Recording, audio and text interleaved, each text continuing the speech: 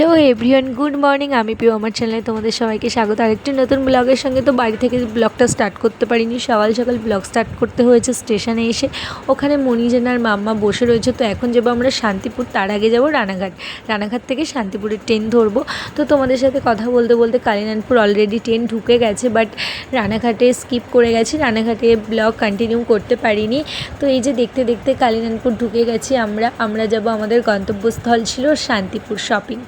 তো এই যে দেখো ভিউটা কি সুন্দর না, একদম জায়গাটা দেখতে হবে তো কোথায়, কালিনারায়ণপুর, আমার ভালোবাসার জায়গা। তো এখান থেকে না আমি কিছু কথা তোমাদের সাথে শেয়ার করব। এখানে আমি ছোট থেকে বড় হয়েছি, আমার স্কুল লাইফ, কলেজ লাইফ সমস্ত কিছু এখান থেকেই স্টার্ট। এখানে আমার অনেক স্মৃতি জড়িয়ে আছে।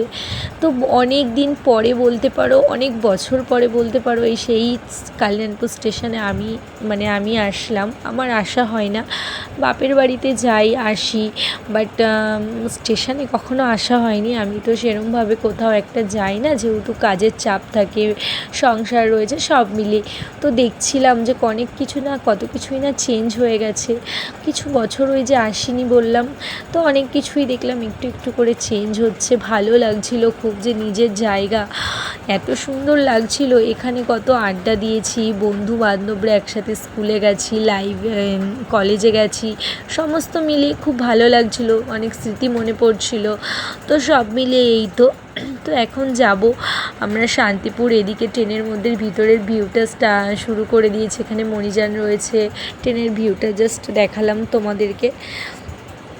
আর এখানে রয়েছে আমার মাম্মাজান, আমি তো এই যে একটু পোজ দিয়ে নিলাম তোমাদের সাথে।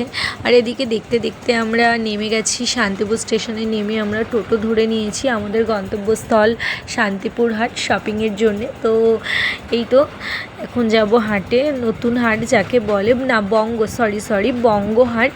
তো বঙ্গহাটে যাব আমরা। আর এদিকে তোমাদেরকে দেখাচ্ছিলাম যে দেখো কত লোক, প্রচুর লোক ছিল। আর হাটের মধ্যে তো দাঁড়ানোর জায়গা ছিল না, এতটাই ভিড়।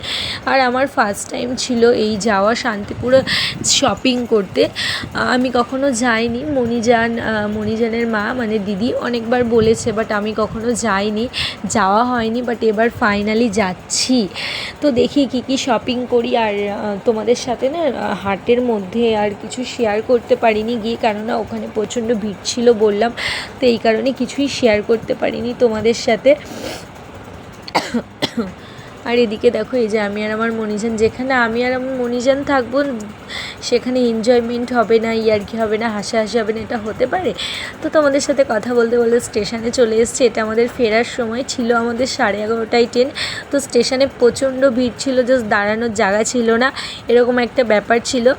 তো এখন যাব আমরা বাড়ি।